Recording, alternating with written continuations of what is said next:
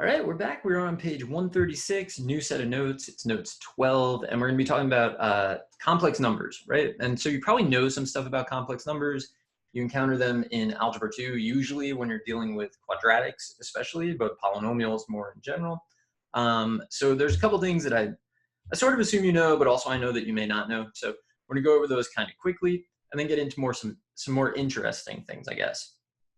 So the first thing I want to make sure that you know, we can plot complex numbers, but we don't plot them in the XY plane because they're complex, right? They have a real part, they have an imaginary part. So we're going to plot them on something called an Argon diagram, which looks suspiciously like the XY plane. And what happens is you have your complex number, and your complex number is like A plus BI, right? So you have two different parts. You have a real part and an imaginary part. I tend to think that BI is the imaginary part, but I think that most textbooks say that B is the imaginary part. It's like the coefficient of the imaginary number. I, of course, is the square root of -1. Maybe I should have said that first. When you are plotting I don't like the colors there. It's like they're too similar. Let's go with this. Okay, so when you are plotting these on an Argand diagram, the real part goes along the horizontal. So it's like X is the real part. I feel like that is not the same blue. This is the same blue? I think that's maybe the same blue. All right, so real is on the horizontal and imaginary is going to be on the vertical. And then you just plot it like an ordered pair, right? So A plus BI becomes the ordered pair AB. You plot it, and you just have to remember that, you know, it's real on the horizontal, imaginary on the vertical. So if I had to plot the point 2 plus 4i, I mean, it's the same as plotting a point. So this would be Z1. You always use Z for your complex numbers. I'm, again, not 100% sure why. I mean, X and Y were very much taken. And so maybe that's why we're using Z. I don't know. -3 plus 4i. It's going to go here. So that's Z2. -1 minus 3i. It's going to go here. Z3. And then 5 minus 3i. 5 minus 3i. It's going to go here. Okay. So all of these kind of correspond to an ordered pair, right? So you see Z1 is 2 plus 4i, but you're thinking 2, 4. Here you're thinking -3, 4. Here you're thinking -1, -3. And here you're thinking 5, -3. I mean, I know you could have done that, but whatever. Okay, so we can plot complex numbers. That may be new. Every year there's someone who's like, wait, what? But you can. Actually, if you search the internet, you get a lot of really cool kind of like math art type stuff that involves coloring the complex plane. There's a bunch of guys that I follow, a bunch of people that I follow on Twitter who are like always generating these awesome just colorings of the complex plane based on like the values of some function evaluated at a complex number or whatever. Very cool things can happen. So check that out, look it up, see if you can find any, share them back if you do. So an idea you may not be familiar with, because people usually aren't when they come into the class, we can find the absolute value of a complex number. The absolute value of a complex number is basically the same as the absolute value of a real number.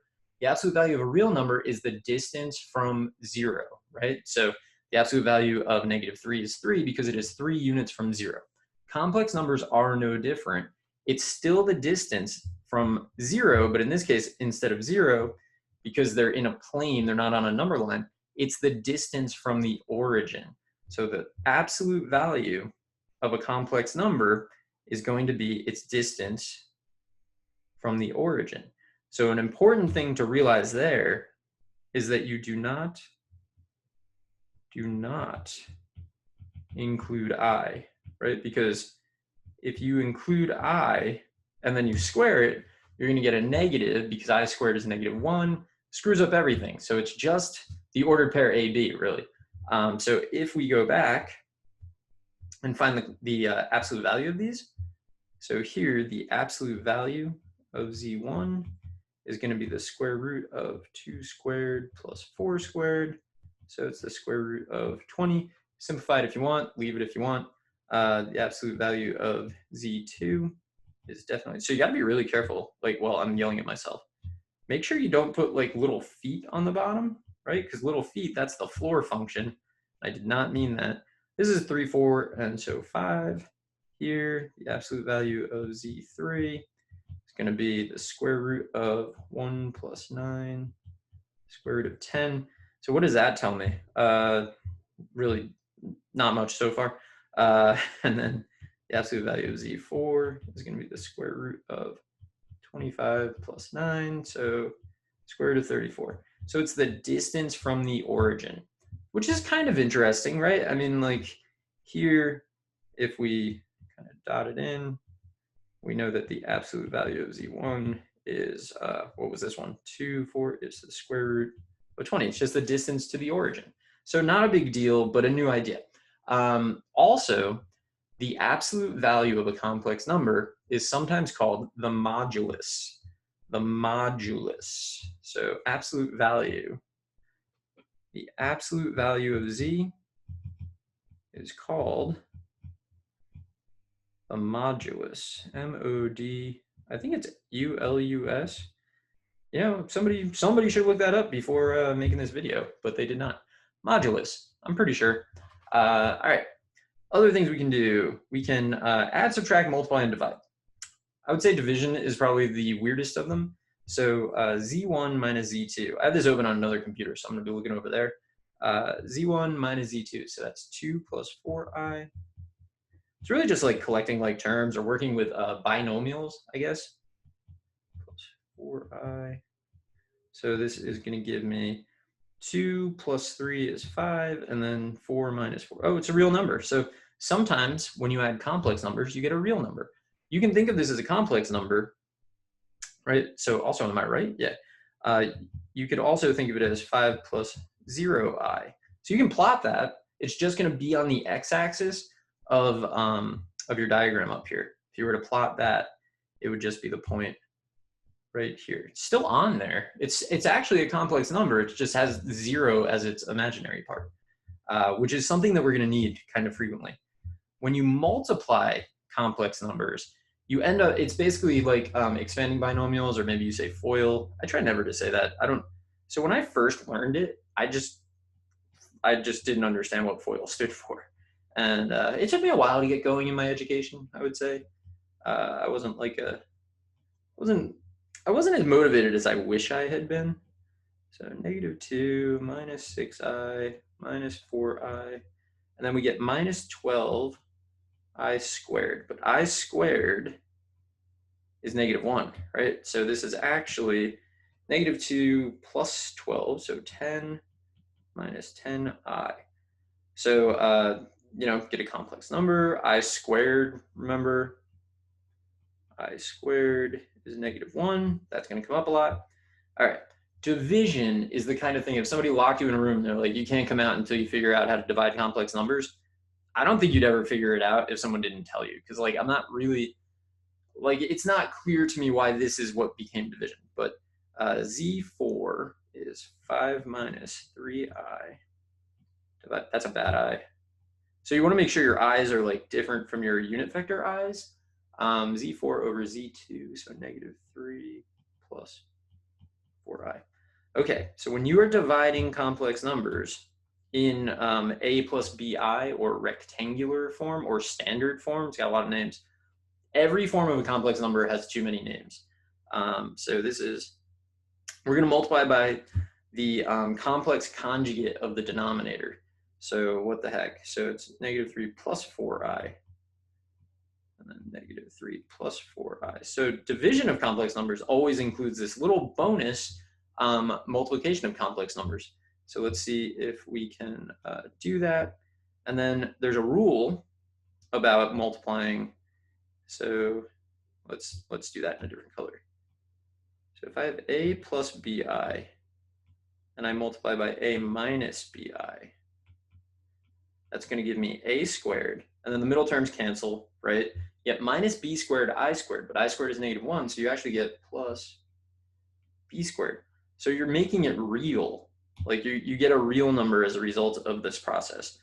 So let's see. So the denominator we know is just going to be 3 squared plus, well, -3 squared is 9, plus 4 squared is 16. So over 25 Now the numerator, let's see, negative 15, and then this will give me minus 12i squared. So negative 5, it's going to be negative 15 plus 12 is negative 3. And then for our i's, we're going to get plus 20i and then minus and plus 9, so plus 29i. And then let's check that one more time. So it's negative 15 and then plus 12. Okay, yeah. I'm going to go through and check these on the calculator at the end, like really quickly, just to make sure you know how to do that. There's a lot. Z2 plus Z4 is Z2, negative 3 plus 4. I don't know why there's 2 of these and not 2, like, are there 2 divisions? There should be like 3 division problems, because division is by far the weirdest. Z4, 5 minus 3. Oh, no. Plus 5 minus 3i. 3s, they're the worst. This will be 2, and then plus I. Okay, that was straightforward. We can square, we can raise to the 50th power if we want to. You can raise a complex number to whatever you want. So this will be Z1 is 2 plus 4i squared. My I is not that great. Okay, so square the first, multiply. So we square the first, and we multiply them together and double it. So 8 plus 16i. And we square the last, which gives me 16i squared, which is minus 16. So we get negative 12 plus 16i. Not bad. And then here the question is, or a sort of question is z plus 4, what am I doing? Is z sub 4 divided by z sub 2 the reciprocal of z sub 2 divided by z sub 4? So like, could I just take the reciprocal of this? I mean, and then once I take the reciprocal, I'd have to multiply by the conjugate to get the complex number out of the denominator. Like, is it the same? I don't know. Let's find out. And then maybe we can do a more general thing. I mean, I can definitely, for starters, just steal some of the work. 3 plus 4i, and then 5 minus 3i. All right, so we're gonna multiply by the conjugate of the denominator. So we get this. And then, so that's gonna give me, in the denominator, it's gonna give me 25 plus 9, so 34. And then I get negative 15. So wait, negative 15 and then minus 12, so negative 27. And then minus 9, but plus 20, so plus 11i. So it's like, it's definitely not obviously the case that it's reciprocal. I mean, maybe it does end up the case that it is, but like not clearly for sure. Let's see what the calculator has to say. So a bunch of things we're gonna do on the calculator. And maybe, should I just start a new video for that? I don't know. I'm gonna just do them. Like, cause you know, why not? Also, I think it's not gonna take that long. So first things first, I'm gonna store some things. So Z1 colon equals 2 plus 4. I is in the pi key. Just press pi key twice. You'll get this. And then what I usually do, at least on here, is I just start copying and pasting because it's like so much faster. Negative 3 plus 4i. Z3 is going to be negative 1 minus 3i. And then Z4 is going to be, so this can save you substantial time if you remember to do this. Okay, so I think we have all these. The calculator knows how to find the absolute value. You can actually literally just do the absolute value. So that for me, it's row 1, the last thing. I think on the older calculator, it's not there. So it will find it. It will, you know, simplify radicals always. And we can go through here and just confirm our answer. So it knows how to do that, which is cool. Really, really useful. And it can do all the math stuff. So if I want to do Z1 minus Z2, good. If I want to do Z1 times Z3, that's what we got. If we want Z4 divided by Z2, that's what we got. That's not at all what we got. Negative 27 Oh, wait, Z4 divided by Z2, 25, negative 27. I got that way wrong. Why did I get that so wrong? You know what? I'm gonna have to go back and fix that. So hope you're still here. 2 plus 2i, Z1 squared is negative 12 plus 16i, and then Z2 divided by Z4, negative 27 plus 11. Okay, so let me go back and fix the Z4 over Z2, which I'm not really sure. So, well, let me just see. Let's check and do 1 divided by the answer. And we get negative 27 minus 11 over 25. And up here we get negative 27 minus 11 over 25. So it does look like they're reciprocals. They're not obvious reciprocals, though. Back to the notes. What did I do wrong? I mean, you can rewind the video and see what I did wrong, and maybe in the future I could do that too. But right now, negative 3 plus, so something happened.